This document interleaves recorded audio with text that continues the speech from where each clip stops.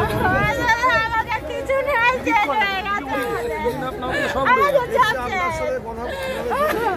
আমার মেয়ের গয়না পাতি ছিল, 50,000 টাকা ছিল ঘরের মধ্যে। আমার ডকুমেন্ট পুরো সবই গেছে।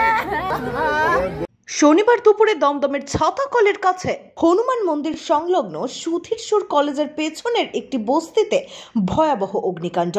আগুন লাগতেই পরপর বিস্ফোরণের শব্দ শোনা যায়। আতঙ্কে কেউ কেউ পাশের খালেও ঝাঁপ দেন।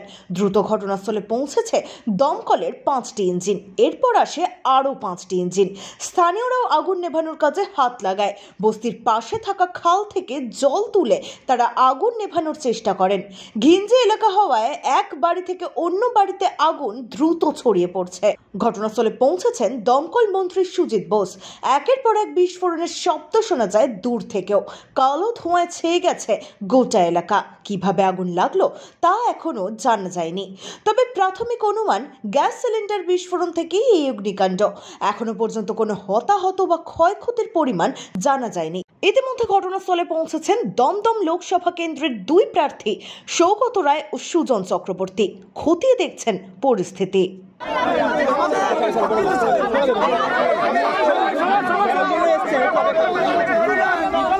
ব্যুরো রিপোর্ট, এক্সপোজ বার্তা।